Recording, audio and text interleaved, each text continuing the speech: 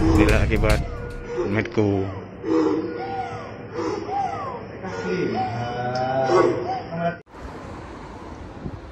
Assalamualaikum warahmatullahi wabarakatuh.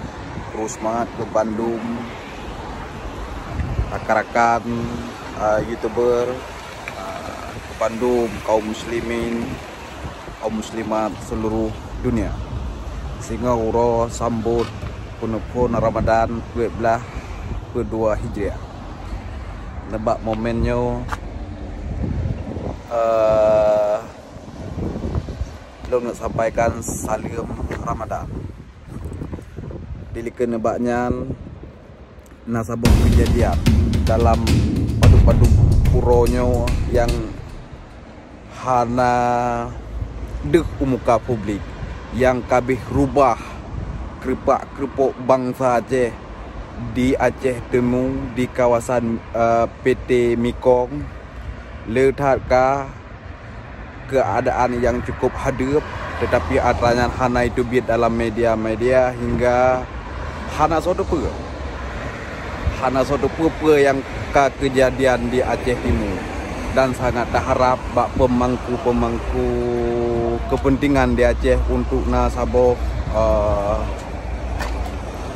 sabo tindak lanjut dari hainya uronyo memacam bago jipoh bangsa gitu dengan kondisi yang lagi mana. Jadi kalian lah video panutnya yang menan hadap keadaan yang dipegat oleh serdadu-serdadu dengan nicok hasil bumo gedayo, dengan nicok harta gedayo tanpa dipermen kepada rakyat gedayo, bangsa gedayo.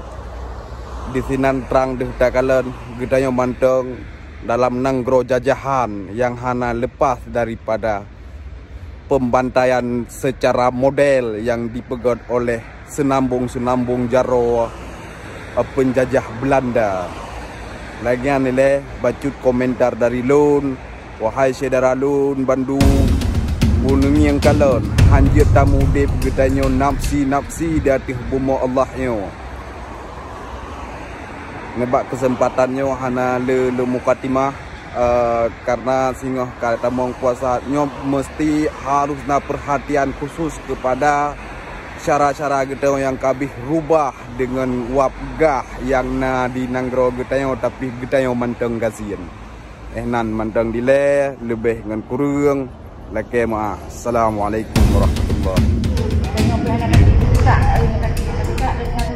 Inilah akibat medku.